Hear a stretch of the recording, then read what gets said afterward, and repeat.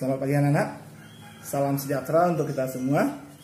Bagaimana kabar kalian di sana? Semoga tetap sehat, baik-baik. Ya, jadi pada hari ini Bapak akan menyampaikan mengenai pembahasan materi Bapak yang terakhir untuk di bab yang keempat ini, yaitu adalah tentang perjuangan untuk meraih kemerdekaan bangsa Indonesia terhadap pemerintahan Jepang serta akhir dari pendudukan Jepang berada di Indonesia.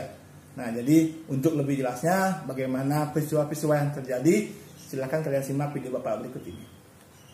Saya akan membahas mengenai penyampaian materi yang kita yang terakhir di bab yang keempat, yaitu tentang perjuangan meraih kemerdekaan bangsa Indonesia pada masa pendudukan Jepang dan juga akhir dari pendudukan Jepang di Indonesia.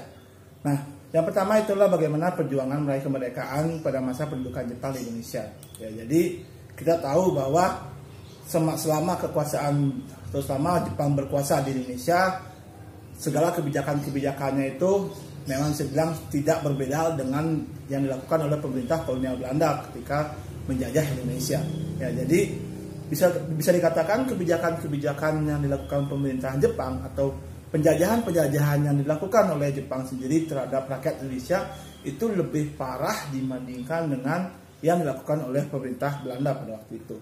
Ya, jadi di sebelumnya saya sudah sampaikan bagaimana perlakuan para pekerja, kuli atau buruh yang di dalam hal ini untuk bekerja. Nah, kebijakan-kebijakan ini akhirnya juga menimbulkan suatu pertentangan yang dilakukan oleh rakyat Indonesia sendiri untuk dimana menuntut kemerdekaan kembali. Ya, jadi ada beberapa bentuk perjuangan yang dilakukan oleh bangsa Indonesia untuk menuntut kemerdekaan di Indonesia. Ya, jadi perjuangan yang pertama itu adalah dengan cara secara kooperatif atau mau bekerja sama dengan pemerintah Jepang. Nah, perjuangan secara kooperatif ini dilakukan oleh tokoh-tokoh penting nasional Indonesia pada waktu itu, di mana pada waktu itu mereka bekerja sama atau mau bekerja sama dengan pemerintah Jepang. Di satu sisi mereka terus menuntut janji-janji yang dilakukan oleh Jepang. Janji-janji ini kapan atau pada tanggal berapa tepatnya Indonesia itu akan diberikan kemerdekaan. Nah, cara inilah juga menjadi bagian penting juga nantinya oleh para tokoh-tokoh nasional. Nah, jadi lewat organisasi Putra, Pusat Tenaga Rakyat, di mana Putra itu dipimpin oleh 4 serangkai, ya, yaitu adalah Soekarno, Muhammad Hatta, Ki Hajar Dewantara, dan juga Ki Haji Mas Mansur. Mereka itu sembari membantu pemerintah Jepang, mereka juga tetap meminta janji-janji kemerdekaan yang dilakukan oleh pemerintah Jepang. Nah, selain Putra, ada beberapa organisasi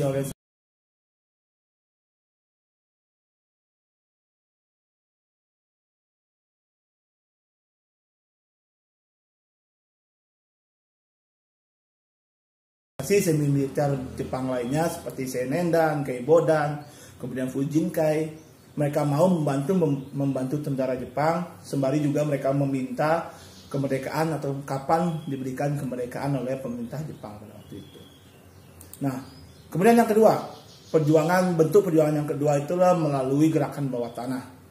Nah, jadi perjuangan gerakan bawah tanah ini dilakukan oleh tokoh-tokoh nasional Indonesia juga, di mana tokoh-tokoh itu bekerja di lembaga atau instansi yang dibentuk oleh pemerintahan Jepang.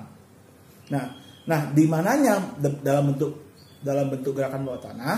Jadi di sini mereka yang bekerja di lembaga tersebut, mereka secara sembunyi-sembunyi ya, atau tertutup atau secara rahasia, mereka menyebarkan informasi kepada rakyat Indonesia, baik itu kepada pegawainya di sana ataupun kepada masyarakat. Informasi ini terkait masalah kebohongan dari pemerintah Jepang pada waktu itu. Nah, gerakan bawah tanah itu selama perjuangan tersebut ada 4 kelompok yang berperan besar. Ya, jadi yang pertama itu adalah kelompok Soekarni, kemudian yang kedua itulah kelompok Ahmad Subarjo, kemudian yang ketiga itulah kelompok Sultan Syahrir, dan yang keempat itu adalah kelompok dari golongan pemuda atau para pelajar pada waktu itu. Nah, bagaimana peranan mereka kita akan bahas satu persatu. Yang pertama itulah kelompok Soekarni. Ya, jadi Soekarni itu adalah salah satu pemuda atau berasal dari golongan pemuda di Indonesia. Ya, jadi kalau kalian tahu, nah, jadi sedikit fakta di sini, selama perjuangan kemerdekaan di Indonesia ada 3 golongan yang berperan besar. Yang pertama itu adalah golongan tua. Ini terdiri dari Soekarno, Ahmad Subarjo, kemudian Kiai Haji Mas Mansur, Kiai Haji Dewantara, ya kemudian juga ada Ahmad Subarjo sudah saya sampaikan. Jadi mereka itu adalah golongan senior pada waktu itu. Kemudian yang kedua itu adalah golongan muda. Nah, golongan muda ini adalah angkatan di bawah dari usianya Soekarno sendiri. Ya seperti Soekarni tadi kan, Soekarni itu tidak ada hubungannya dengan Soekarno ya, tidak ada sangkut pautnya atau tidak bersaudara dalam hal ini. Ya seperti Soekarni, kemudian ada Wikana juga, ada Darwis, kemudian juga ada Sultan Syahrir dan lain sebagainya. Mereka itu memang berasal dari anak-anak muda yang sudah bisa dibilang bekerja tapi masih berjuang dalam hal ini. Dan yang ketiga adalah golongan pelajar. Ya, jadi para usia yang masih belia atau yang masih belajar, baik itu di bangku perkuliahan ataupun di SMA ataupun SMP dalam hal ini. Ya, nah balik lagi kepada kelompok Sukarni. Jadi Sukarni itu adalah berasal dari golongan muda. Nah, bersama Muhammad Yamin, beliau waktu itu bekerja di sebuah lembaga instansi Jepang yang bernama Seidenbu. Seidenbu itu artinya adalah barisan propaganda Jepang. Nah, saat itu tugas dari Seidenbu itu adalah menyebarluaskan janji-janji, menyebarluaskan informasi-informasi kepada rakyat Indonesia, kepada janji-janji dari Jepang sendiri kepada rakyat Indonesia. Ya. Nah, ternyata tugas yang diemban Soekarno sendiri memang bisa dibilang jauh dari bentuk atau informasi yang sebenarnya atau dari kenyataan yang terjadi pada waktu itu. Nah, inilah yang akhirnya nantinya cara juga Soekarno untuk menyebarluaskan informasi atau kebohongan-kebohongan yang dilakukan oleh pemerintah Jepang. Ya. Nah, bersama Muhammad Yamin dan juga tokoh-tokoh pergerak lainnya seperti ada Malik Kusnaini, kemudian Pandu Wiguna dan juga Maruto Nitimiharjo, mereka berjuang menyebarluaskan informasi terkait tentang kebohongan-kebohongan Jepang kepada publik dalam hal ini. Nah, selain menyebarluaskan informasi, cara-cara yang dilakukan Soekarno itu juga bisa dengan cara menggembleng para golongan-golongan pelajar Indonesia untuk berjuang dalam rangka mewujudkan kemerdekaan. Ya. Nah, beliau bersama teman-temannya juga membentuk suatu lembaga gerakan bawah tanah yang diberi nama Angkatan Baru Indonesia. Ya, jadi tugasnya sama, menyebarluaskan informasi, kemudian juga menyebarluaskan cita-cita kemerdekaan, menghimpun orang-orang yang termotivasi untuk menuju kemerdekaan. Ya. Kemudian yang kedua itu adalah kelompok dari Ahmad Subarjo. Ya, di awal tadi saya sempat sampaikan Ahmad Subarjo itulah berasal dari golongan tua. Ya, nah Ahmad Subarjo itu waktu itu memiliki jabatan yang penting di pemerintahan Jepang. Ya, jadi beliau itu menjabat sebagai kepala biro riset dari Kaigun Bukanfu, yaitu adalah biro riset untuk kantor penghubung Angkatan Laut Jepang yang berada di Indonesia. Nah, waktu itu kantor ini berada di Jakarta, beliau menjabat sebagai kepalanya. Nah, jabatan sebagai kepalanya inilah digunakan oleh beliau, dimanfaatkan oleh beliau juga untuk menyebarluaskan informasi-informasi terkait tentang pemerintahan Jepang, kekalahan Jepang lah mungkin nantinya, tapi kemudian juga bagaimana kebijakan-kebijakan Jepang yang membuat penderitaan rakyat Indonesia pada waktu itu. Nah, selain itu juga beliau juga banyak menghimpun orang-orang atau tokoh-tokoh bangsa Indonesia yang bekerja di sana ya untuk mendirikan suatu asrama yang dikenal dengan namanya Asrama Indonesia Merdeka. Nah, di asrama inilah beliau mengajarkan para pelajar yang di sana dan juga sembari juga memupuk semangat nasionalisme terhadap para pelajar-pelajar Indonesia pada waktu itu. Kemudian yang ketiga, kelompok Sultan Syahrir. Nah, Sultan Syahrir itu adalah seorang, bisa dibilang orang yang berpendirian atau berprinsip, berpendirian tegas, ya. Karena bisa dibilang, kenapa saya katakan berprinsip? Karena di sini beliau itu hampir bisa dibandingkan dengan Soekarno pada waktu itu, ya. Saling keras kepala juga hampir sama seperti halnya Soekarno. Nah, keras kepalanya ini meskipun dia sering sekali berbeda pendapat terhadap Soekarno, tetapi kedua tokoh ini memiliki tujuan yang sama, yaitu untuk mencapai kemerdekaan Indonesia. Ya, jadi kalau kalian pernah nonton film Soekarno, di sana ada beberapa cuplikan bagaimana perdebatannya antara Sultan Syahrir dengan Soekarno pada waktu itu terkait dengan kemerdekaan. Nah, saat itu kelompok Sultan Syahrir sendiri memang gerakan-gerakan yang dilakukan Sultan Syahrir itu adalah lebih sama juga halnya lebih menyebarluaskan informasi terkait tentang kebijakan-kebijakan Jepang yang membuat penderitaan bagi bangsa Indonesia. Ya, jadi pada waktu itu dia sempat juga beranggapan, ya, jadi anggapan dia itu juga karena sesuai dengan fakta yang terjadi. Ya, jadi dia beranggapan bahwa Jepang tidak akan bisa memenangi peperangan antara yang terjadi di wilayah Asia Pasifik antara Amerika Serikat dengan Jepang sendiri. Karena beliau tahu kekuatan militer Amerika Serikat pada waktu itu sudah lebih modern dibandingkan dengan kekuatan militer dari Jepang sendiri. Nah, hal inilah yang menjadi suatu motivasi bagi Syahrir untuk menyebarluaskan kepada rakyat bahwa sebenarnya propaganda Jepang itu tidak lebih untuk kepentingan Jepang sendiri, bukan untuk kepentingan bangsa Indonesia. Nah, itulah yang dilakukan akhirnya. Nah, selain itu juga nantinya ada suatu momentum di mana waktu itu beliau mendengar suatu berita Jepang sudah menyerah kepada sekutu. Nah, momentum inilah yang nanti disampaikan kepada Soekarno dan Hatta untuk mempercepat kemerdekaan Indonesia. Ya, itulah yang dilakukan oleh Sultan Syahrir dalam hal ini untuk memperjuangkan kemerdekaan. Dan yang keempat itu adalah gerakan yang dilakukan oleh kelompok-kelompok dari para pemuda-pemuda atau para pelajar. Nah, selama ini peranan pemuda pada waktu itu memang bisa dibilang hampir sama seperti senior-seniornya.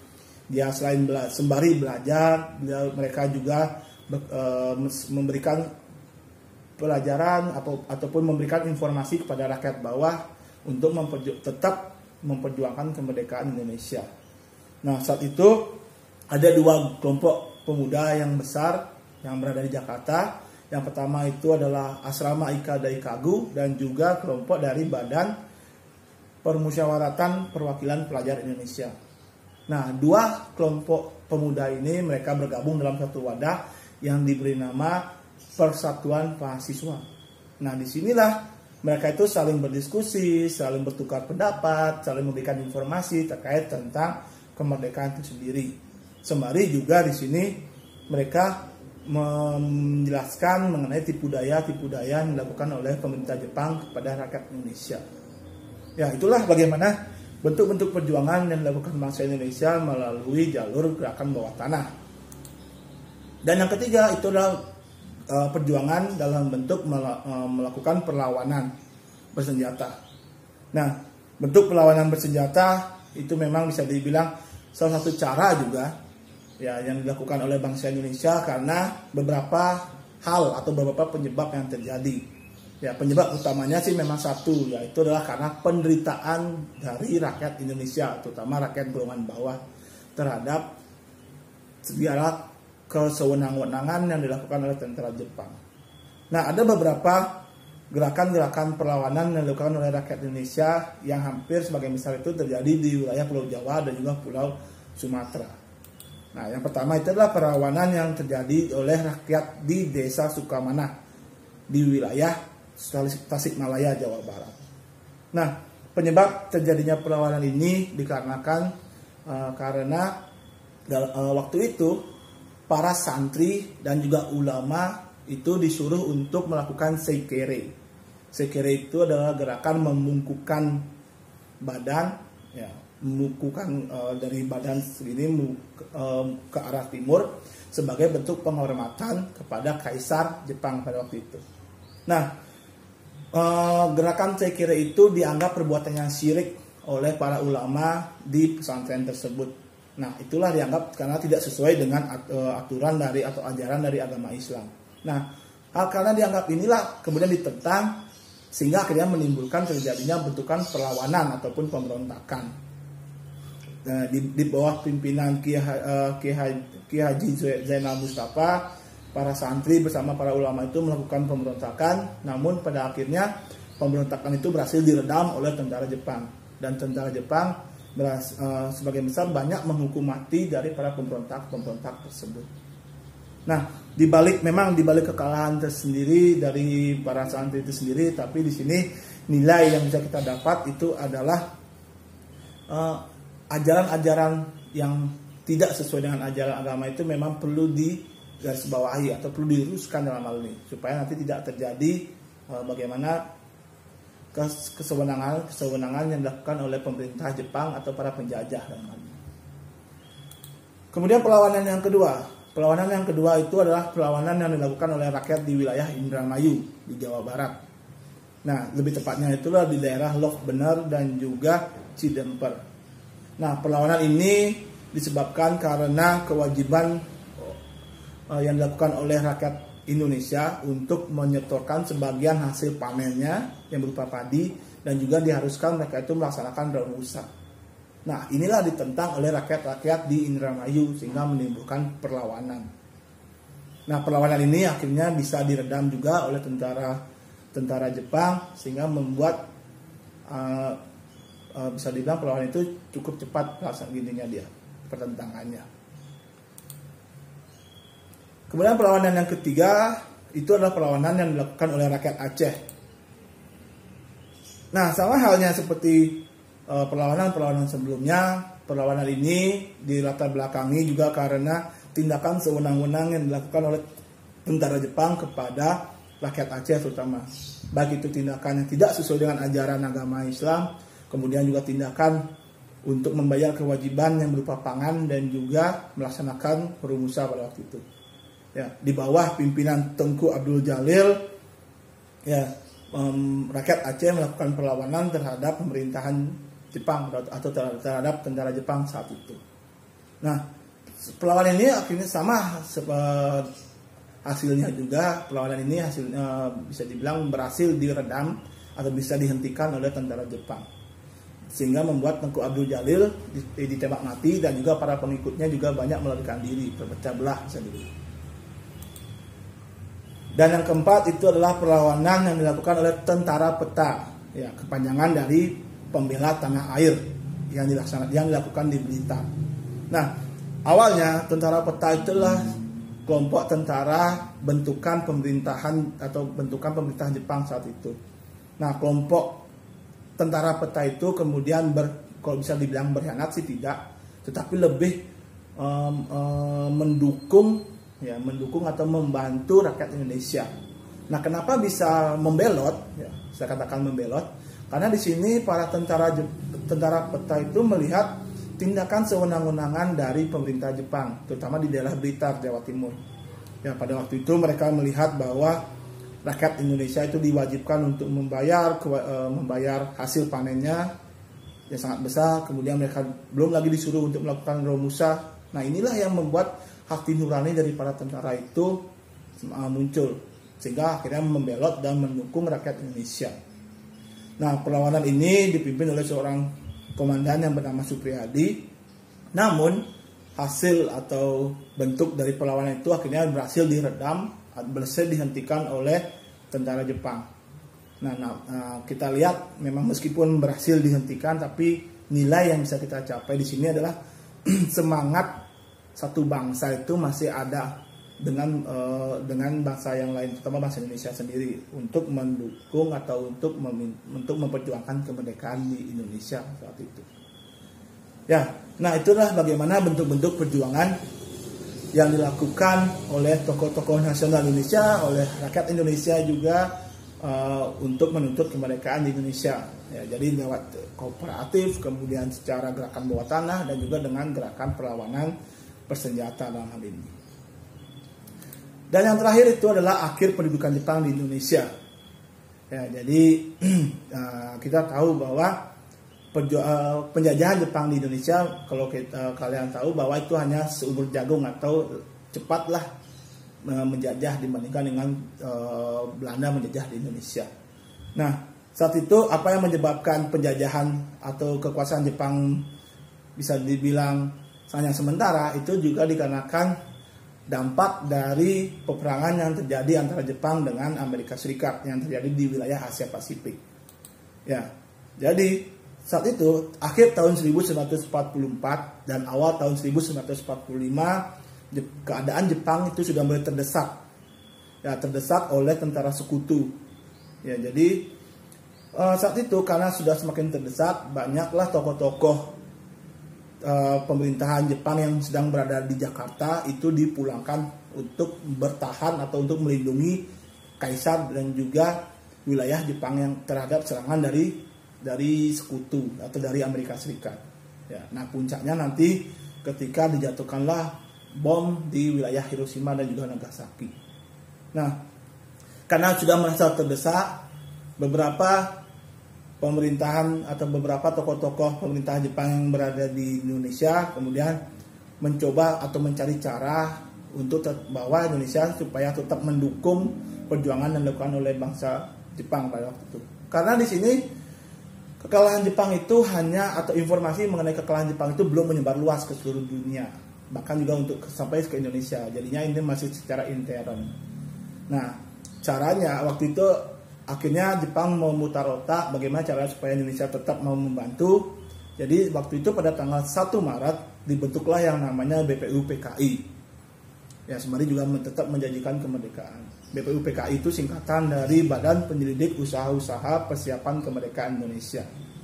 Nah, tugas BPUPKI itu adalah untuk menyelidiki atau untuk mempersiapkan hal-hal yang diperlukan sebuah negara itu untuk merdeka. Apakah bisa dibilang pengakuannya. Jadi kalau dalam negara itu ada pengakuan secara de facto sama de jure. Kemudian juga apakah diperlukannya dasar-dasar atau landasan untuk suatu negara itu terbentuk. Nah, BPUPKI itu dipimpin atau diketuai oleh seorang Dr. Haji Iman Wididiningrat. Nah, jadi saat itu beliau sebagai pemimpinnya dan anggotanya itu berjumlah sekitar 60 orang yang berasal dari tokoh-tokoh nasional Indonesia. Nah, selama perkembangannya, selama periode dari bulan Maret hingga bulan Agustus, BPUPKI sempat melaksanakan sidang sebanyak 2 kali. Ya, jadi yang pertama itu adalah pada tanggal 29 Mei 1945. Nah, pada sidang BPUPKI pertama itulah membahas mengenai rumusan dasar negara. Ya, jadi landasan dasar suatu negara itu perlu dibentuk. Ya, jadi kalau diibaratkan ketika kita membangun rumah, kita harus membuat dasarnya dulu supaya lebih kuat. Ya, bukan dari atap kan, tapi harus dari bawahnya dulu. Nah, inilah yang dibentuk. Makanya ketika sidang pertama itu dasar inilah yang diperlukan sebagai pegangan dalam suatu pemerintahan nantinya. Nah, ada 3 tokoh yang waktu itu mencetuskan tentang dasar negara Indonesia. Yang pertama itu adalah Muhammad Yamin, kemudian Profesor Supomo, kemudian juga Insinyur Soekarno. Ya, jadi mereka bertiga sempat mengeluarkan bagaimana bentuk dasar-dasar yang cocok bagi negara kita Indonesia pada waktu itu.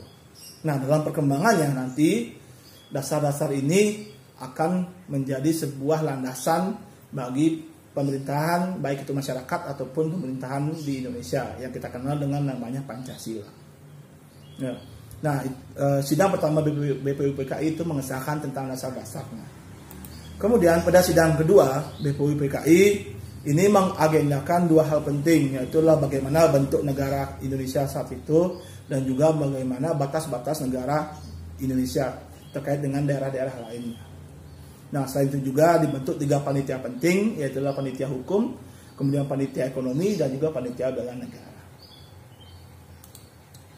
Nah, selama perkembangannya, kemudian tugas BPUPKI dianggap sudah selesai, ya karena sudah mempersiapkan kan, dasar negara sudah ada, kemudian juga bentuk negara juga sudah dipersiapkan, termasuk juga batas-batasnya sudah dipersiapkan. Nah, kemudian tanggal 7 Agustus 1945 BPUPKI dibubarkan, ya, kemudian digantikan dengan organisasi baru yang dikenal dengan namanya Panitia Persiapan Kemerdekaan Indonesia atau PPKI.